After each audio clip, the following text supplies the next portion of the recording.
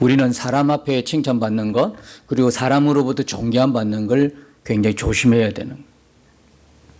왜 그런 거 하니? 우리가 이게 절제가 잘 안 돼요. 우리가 성령의 다스림이 있어서 그나마 이렇게 살아가지요. 성령이 만일 없었다 그러면 끔찍한 일이 일어나는 거예요. 계속 높아지는 거예요. 자기가 무슨 태양처럼, 자기가 뭐 해가 된 것처럼 계속 높아지는 거예요. 끝없이 사람의 욕심이라는 거는 한 번 높아지면 더 위로 더 높아지고 싶은 거예요.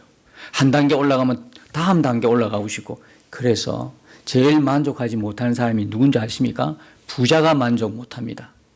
우리는 볼 때 어마어마한, 우리 평생에 저런 돈 복이나 하겠나 하는 그 돈을 가진 그런 부자들도, 그러면 우리가 생각할 때는 참 우리도 이렇게 기뻐하고 만족을 사는데 저 사람들은 우리의 만족과 비교할 수 없을 만큼 만족하게 살겠지? 착각입니다. 오히려 그들이 만족하지 못해. 그들이 매일매일 걱정해야 되고, 여러분 다 아시잖아요. 근심해야 되고, 올라가는 그 자리에 안 내려오려고 계속 정상을 찾아야 되니까. 그러면 끊임없이 노력하고 끊임없이 그런 동기부여는 좋은데, 이 사람이 사람의 할 짓이 아니잖아요. 그게 자기 자리를 지키기 위해서 얼마나 그러니까 만족함이 없어요. 더 부자가 되려고 하는 만족함이 없어. 인기는 또 어떻습니까? 하루아침에 인기 물급처럼 사라지는데도 계속 정상을 향하여 달려가잖아요. 만족이 어디 있겠습니까? 권력은 만족이 있겠습니까? 없습니다. 세상의 것으로는 절대 만족할 수가 없습니다. 오직 예수 그리스도가 우리의 영원한 만족이신 것입니다. 그걸 경험 못하니까 이런 이야기하면 에이 또 한 소리 하시네. 그럴 수 있습니다. 경험을 안 해보니까. 이런 걸 직접적으로 경험을, 예수님으로 인한 내 안에 그 생수가 넘침으로 말미암아 만족과 기쁨을 경험해 본 사람, 맛본 사람이 여러분 알아요. 음식도 누가 잘 먹느냐? 맛을 아는 사람이 잘 먹어요. 고기도 고기 많이 먹어본 사람이 알듯이 우리가 결국 추구해야 되고 찾아야 될 것은 세상의 명예와 권력이 아니고 끝없는 만족을 향하여 전진하는 그 자리가 아니라 오직 예수 그리스도예요. 예수님으로 충만하게 해주세요. 예수님으로 충만해지면 어떤 일이 벌어지냐? 여러분 다 아시잖아요. 충분해 보이죠. 그냥 모자람이 없어. 아니 다른 사람 눈을 볼 때 저는 돈 없다니까, 저는 인기 없다니까, 아무것도 가진 거 없는데 저 사람은 해처럼 빛나는 얼굴로 기뻐하고 감사하는 거예요. 그 모습 보고 안 믿는 사람들이 야 궁금하다 싶어서 저 사람 교회 다니는 사람이야? 그러고 오는 거예요. 돈이 많아서 오는 거는요 얼마 못 간다고요. 돈 때문에 데려와 가지고 안 차나 봐요. 그 사람이 예수님 만나면 좋겠어. 그러지 못하는 거예요. 그러니까 우리는 오직 예수님으로부터 인정받기를 사모해야 되는 거거든요. 근데 하나님은 정확하게 어디에 있든 전 세계 어디 구석에 있더라도요, 저 아프리카 오지에 선교 나가가지고 그 구석에 아무도 몰라. 파송한 사람도 없고 보낸 나라도 없고 뭐 자기가 은혜 받아가지고 가더라도 그 오지에 그 구석에 사람이 찾으려고 해도 못 찾는 그 구석에 있더라도 하나님은 정확하게 찾아내십니다. 그를 존귀하게 세우시죠.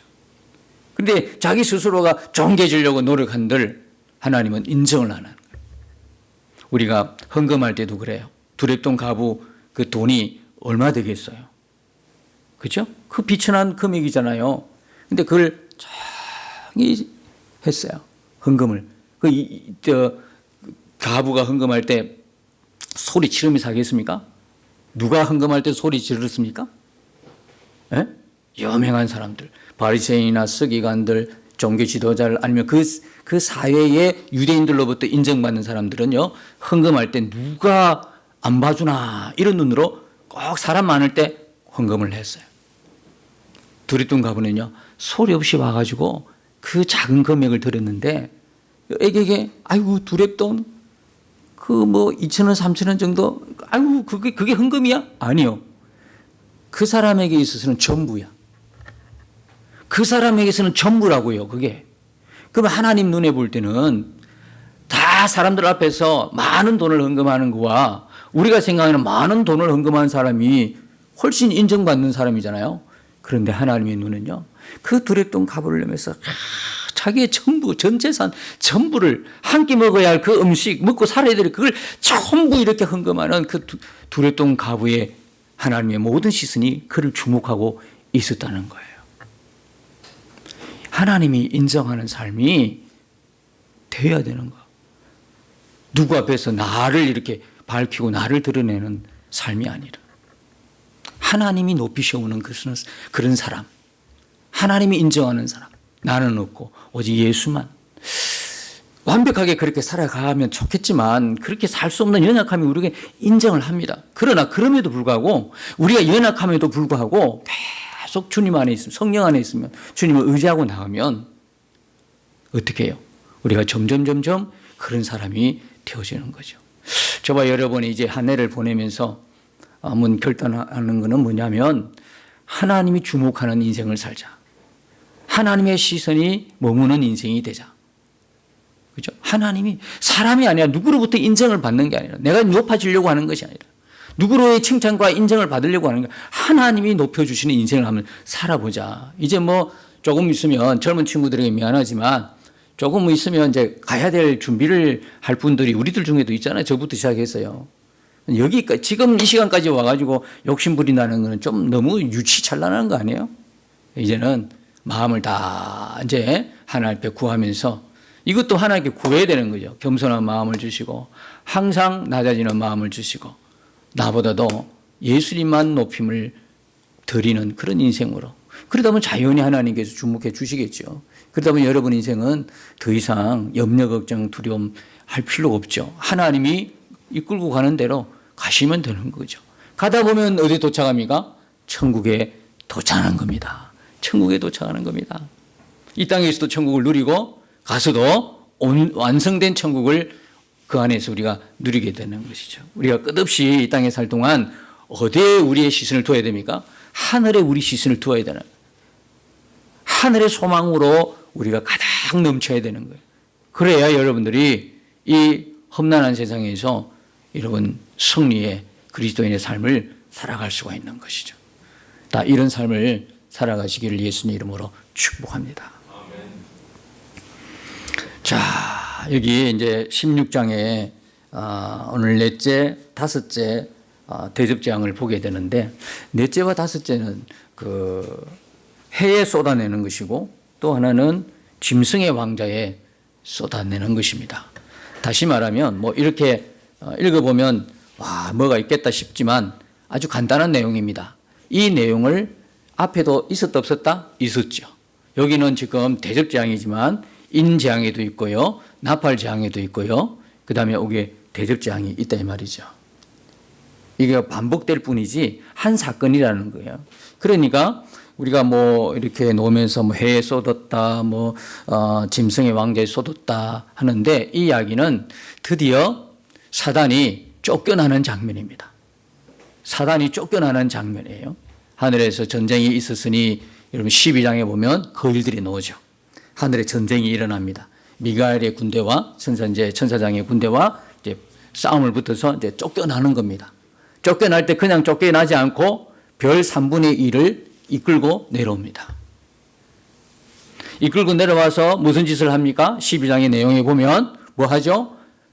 마귀가 사단이 괴롭힙니다. 누굴 괴롭힙니까? 두 부류를 괴롭힙니다. 첫째, 성도를 괴롭힙니다. 둘째는요, 마귀를 따르던 불신자들을 괴롭힙니다. 야, 지난번에도 말씀드렸지만 그래도 자기 편이잖아. 사단 마귀가 자기를 추종하는 그 세력들은 성도들은 제껴놓고 그들은 좀 이렇게 대우를 잘해줘야 되잖아요. 그런데 끝에 가면 어떻게 됩니까? 그들을 멸망시켜버립니다. 그러니까 꼭 요한복음 10장 10절의 말씀과 똑같다니까요. 사단 마귀는 어떻게 해요? 죽이고 멸망시키는 거예요. 예수님은요, 생명을 더 풍성하게 주시고요. 예수님께로 가면 점점점 좋아져요. 점점점 좋아져. 신앙의 어떤 사람도 깊은 사람이 되고요. 성장하고 성숙함, 이 놀라운 은혜가 있어요. 우리가 회복을 넘어서 뭐요? 하나님의 부흥을 경험하듯이 우리가 예수를 믿은 사람들은 그 인생들이 가면 갈수록 잘 되는 겁니다.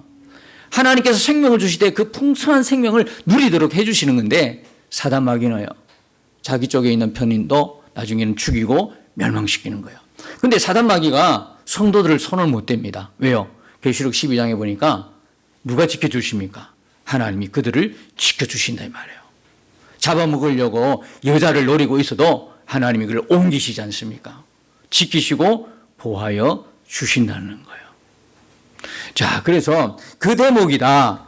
큰 대접장이라고 해서 크게 뭐가 있고 그런 제목이 아니다. 이 제목은 바로 그들을 사단을 심판하는 제목이다. 하늘에 있는 용을 땅으로 쫓아내는 장면이다. 이렇게 보시면 돼요. 여러분, 이게 이사야 14장 12절에 보면 이런 말씀이 있어요. 너 아침의 아들 계명성이 어찌 그리 하늘에서 떨어졌으며 그래요. 그 다음에 예수님께서 마태복음 24장 29절을 통해서 그날 환난 후에 그래요.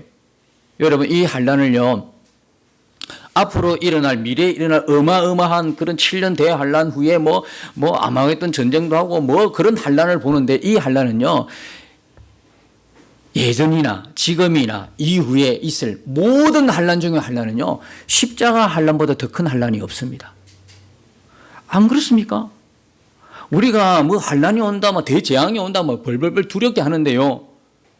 아무리 와도요, 하나님이 아들이 십자가에 죽으신 만큼 더 큰 환난이 어디 있습니까? 그렇지 않습니까?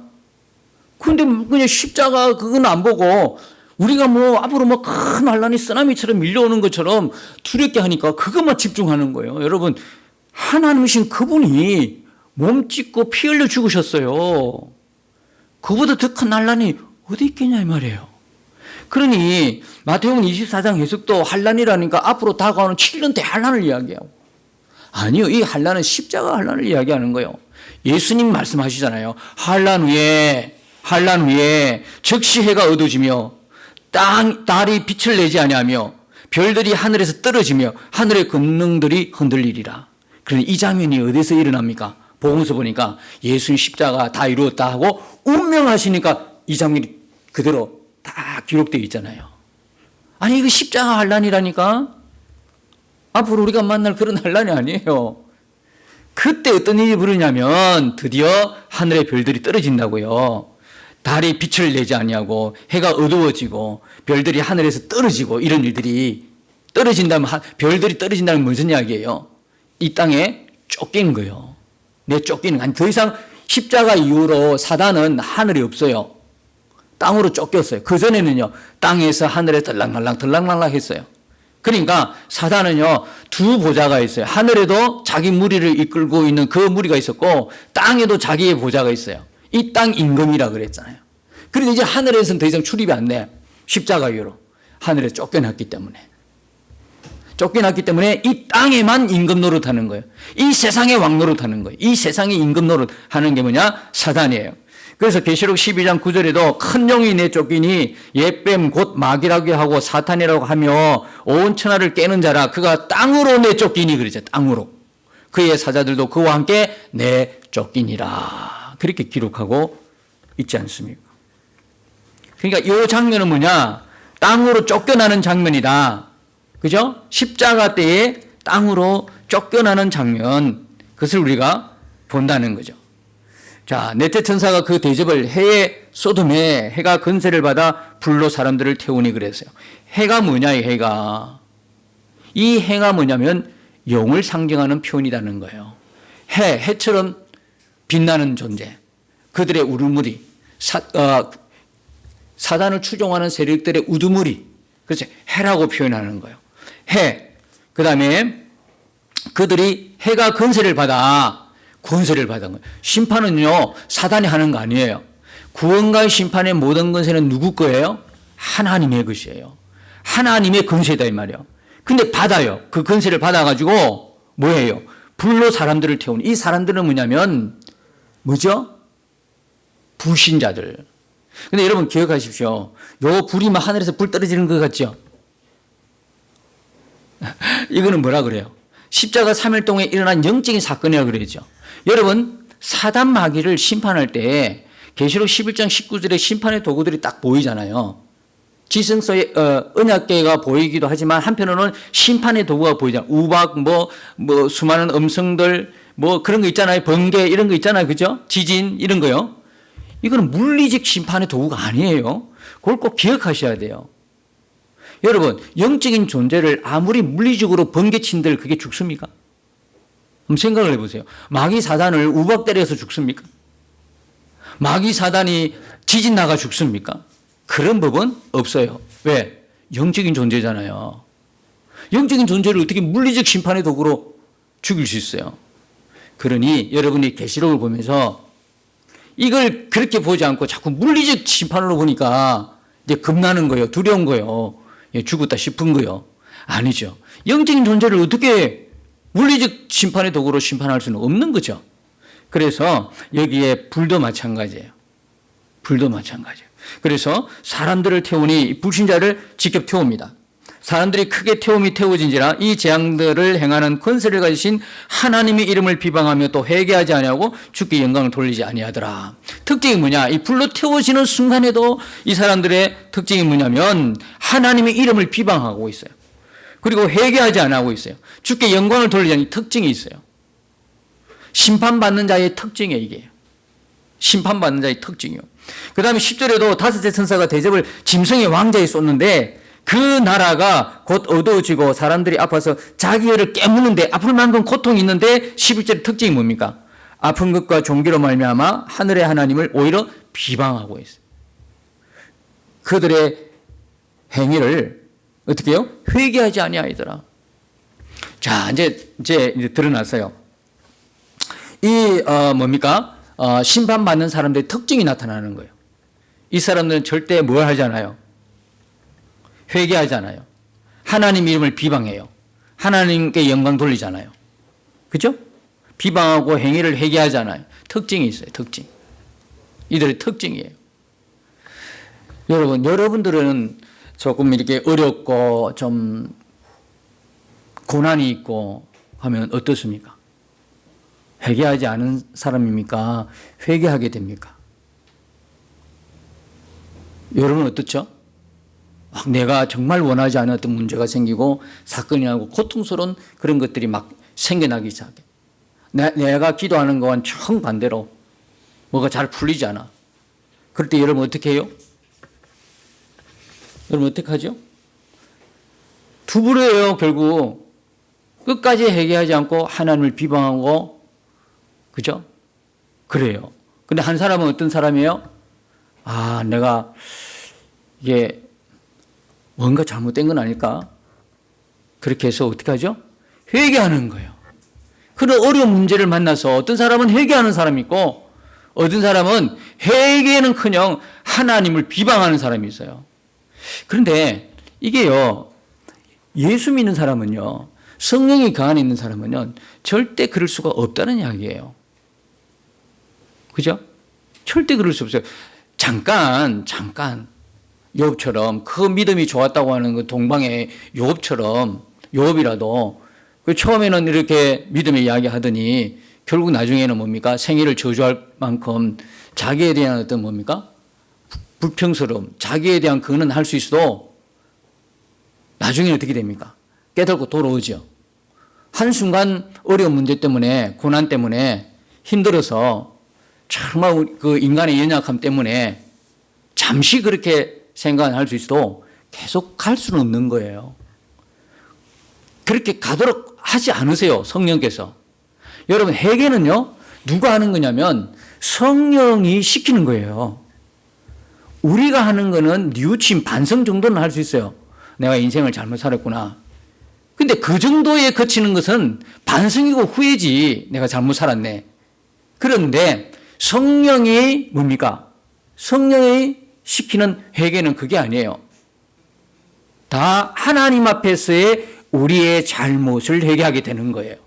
우리가 볼 때는 인생의 문제가 내가 잘못한 거겠죠? 내가 어떻게 잘못해가지고 이렇게 지금 결론이 났다라고 생각하는데 알고 보니까 성령께서 가르치는 회개를 통해 보니까 내가 잘못한 것이 아니라 내가 하나님 앞에 잘못한 것이 드러나더라는 거예요.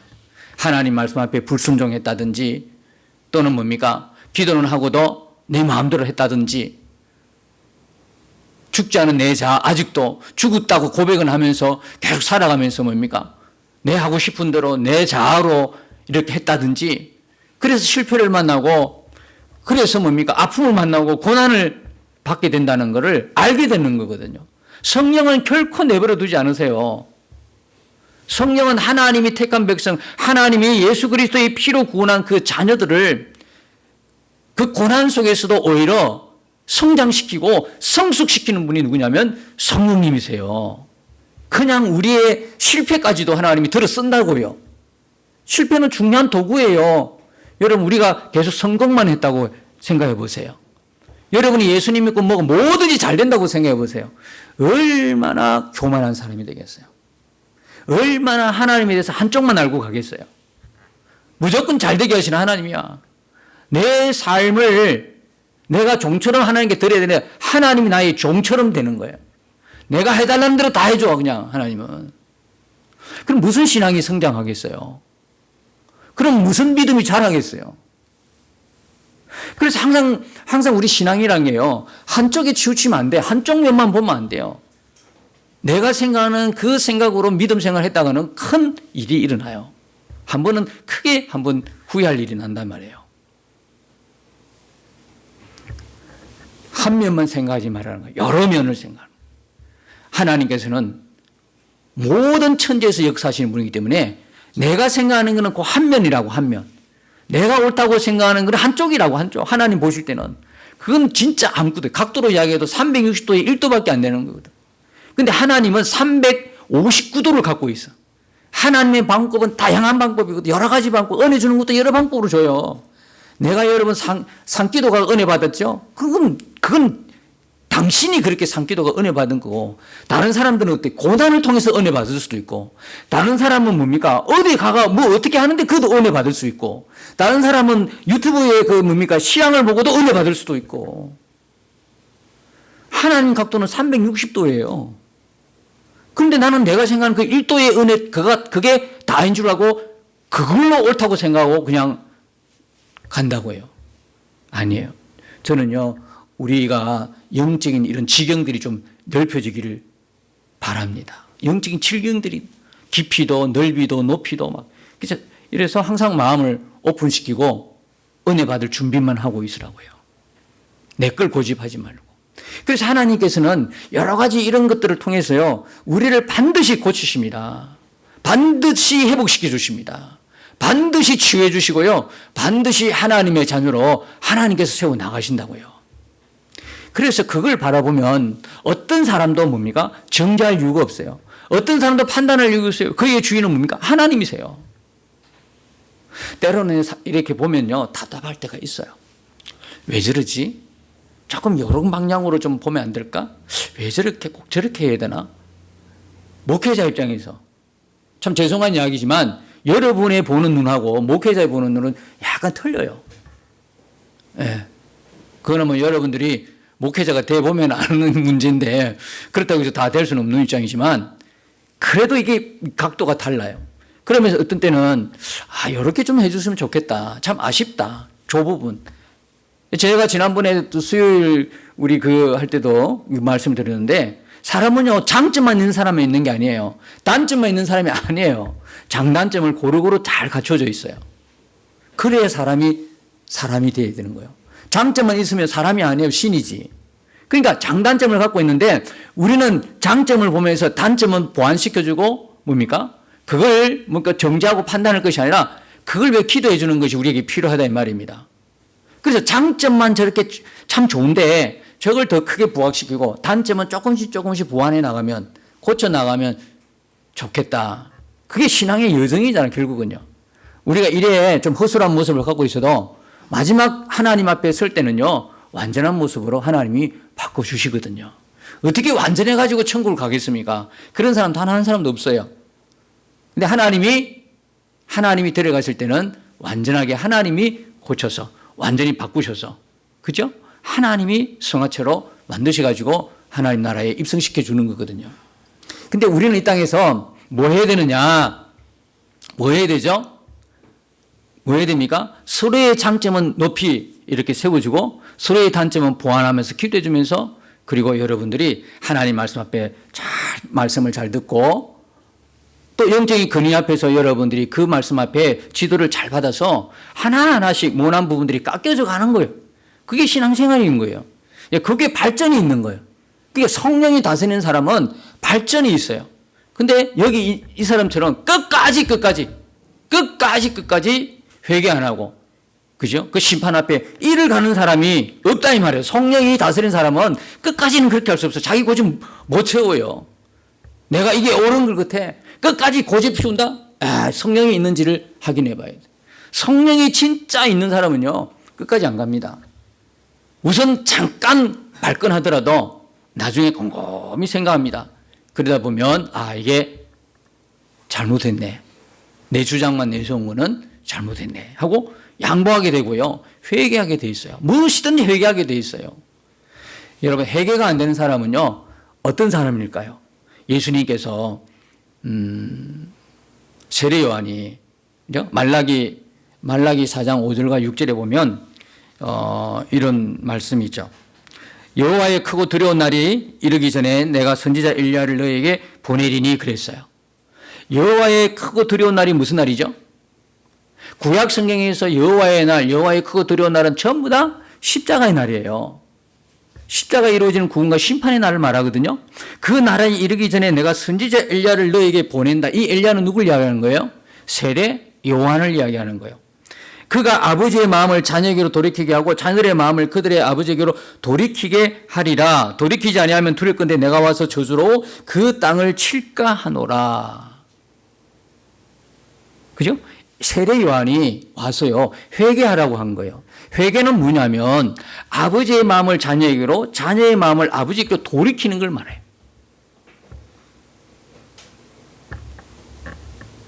하나님께서 아버지의 마음을 자녀에게 돌이키는 방법이 뭐였어요?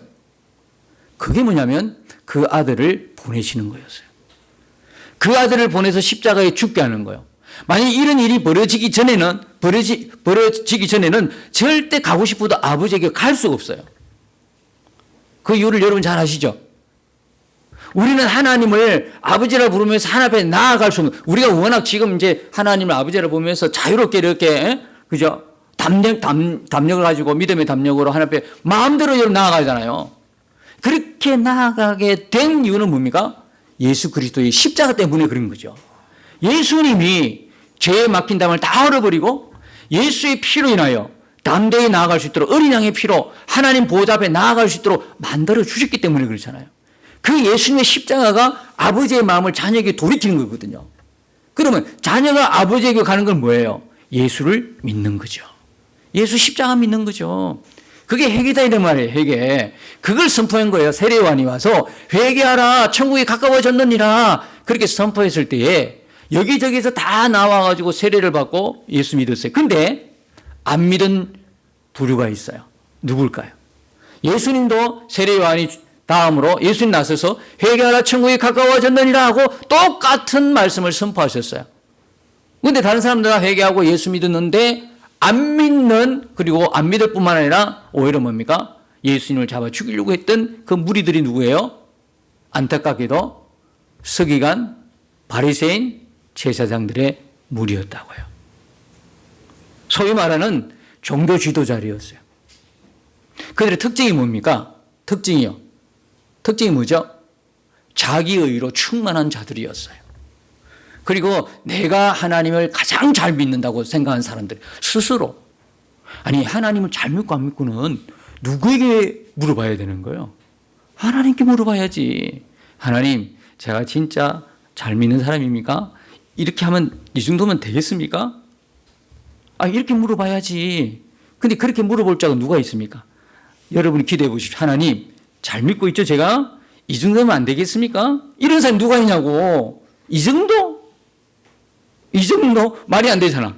이 정도면 나 정도만 되면 우리 교회에서 나를 따라올 사람 누가 있어? 나 정도니까 이렇게 믿지. 나 정도만 돼봐라. 이런 사람 누가 있겠냐고. 그런 교만한 말을 스스로 내품을 수 있는 사람, 자신 있게 내품을 사람이 누가 있겠냐고.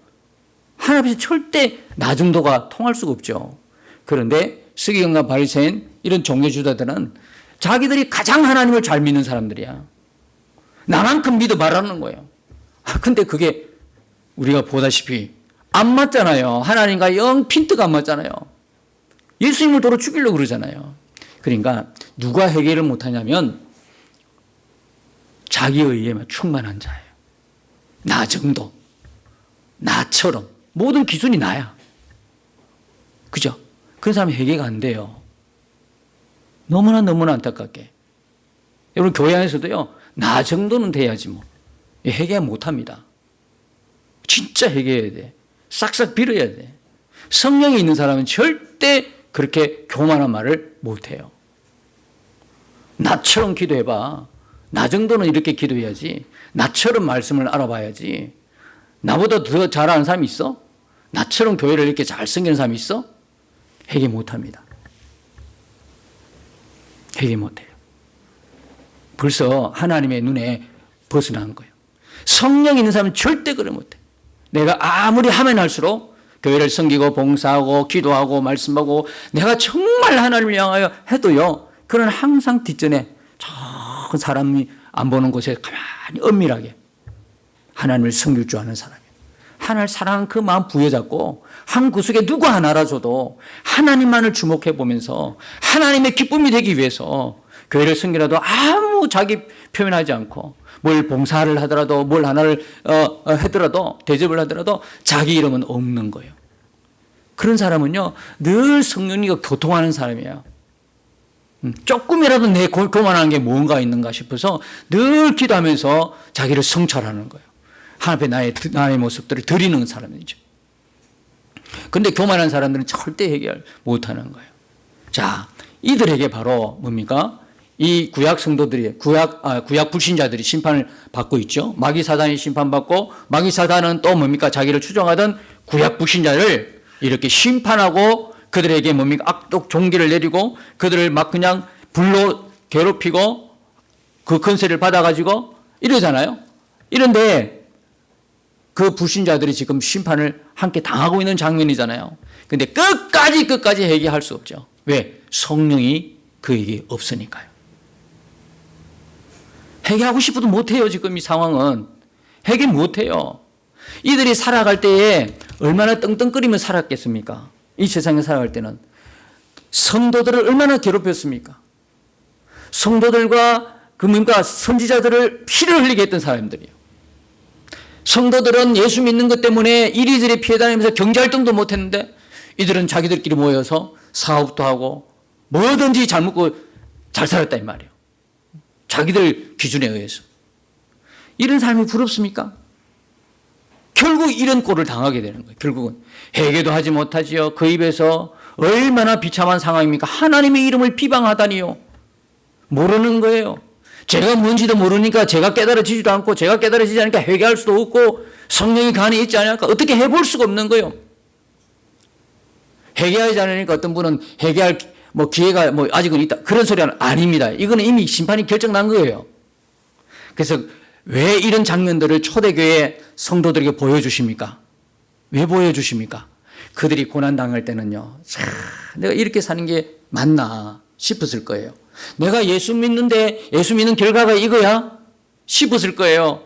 차라리 내가 예수 안 믿었으면 하는 그런 생각을 할 건 아니겠지만 너무나 고난이 깊으니까 너무나 고통이 심하니까 행여나 이런 생각은 아니지라고 하면서도 내가 차라리 예수를 안 믿었으면 이런 생각까지도 왜 안 했겠냐고. 얼마나 고통이 심했으면 얼마나 자기는 굶어도 괜찮은데 자녀들이 굶고 이런 모습들을 부모가 봐야 되는 입장이니까 산길로 도망다니고 잡히면 죽어야 되고 이런 상황이니까 예수 믿는 게 도대체 뭐냐고 죽어갔던 사람들이 그 사람들이거든요.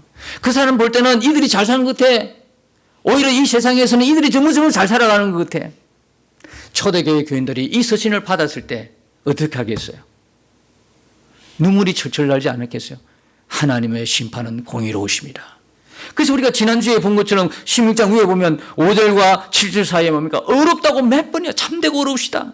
참되고 어려우시다. 여러분 그렇게 느끼십니까? 여러분 이 심판을 바라보면서 여러분의 고백이 무엇입니까? 하나님의 심판은 어려운 심판입니다. 이 고백이 되어집니까? 아니면 하나님의 심판은 엉망이야. 하나님의 심판은 불공정해. 회개는커녕 하나님을 비방하는 그런 사람입니까? 우리가 이 심판, 어렵다고 하는 찬양하는 그 구약 성도들의 모습을 보면서 정말 감격이지 않습니까? 그들이 오랫동안 인내하고 믿음으로 견뎌냈다는 그 결실이 뭔가를 보여주고 있는 장면이지 않습니까? 심판이 두렵습니까? 이래도 계시록 보면서 이 심판들이 두려움으로 다가옵니까? 아니요. 계시록은 보면 볼수록 우리에게는 뭡니까? 믿음의 용기를 주는 거고, 우리가 끝까지 예수님만 바라보고 예수님 믿고 이 세상을 어떤 고난과 어떤 환난과 어떤 어려움이 있더라도 우리의 생명은 오직 예수구나. 우리의 살 길은 오직 예수구나. 우리의 영원한 행복은 예수구나. 영원한 생명 예수구나. 하늘 소망을 두고 달려가도록 만들어주는 책이 뭐냐면 계시록이다 이 말이에요. 이 놀라운 책을 두려움을 주고 환난이 온다고 공포를 주는 책으로만 이용하고 있다면 하나님께서 얼마나 마음이 아프시겠냐고요. 사랑하는 성도 여러분, 초대교회 교인들로 이 서신을 받아보는 큰 느낌으로 우리가 이걸 볼 때에 우리 어떻게 됩니까?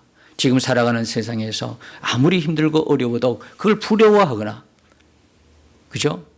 그걸 이렇게 모범으로 따라갈 것이 아니라 우리에게 주어진 믿음의 그 영역 속에서 오직 우리가 더 굳게 붙들고는 예수님을 온전히 믿음으로 내 안에 계신 그 예수님과 힘써 동행하고 날마다 예수님을 주목해보는, 예수님과 함께하는 그 삶을 살아내야 되겠다고 하는 성도의 그 삶의 결단이 일어나는 것 아니겠습니까? 그리고 우리 안에 오신 성령을 통해서 끝없이 회개시켜 주시니 이게 얼마나 큰 축복인지.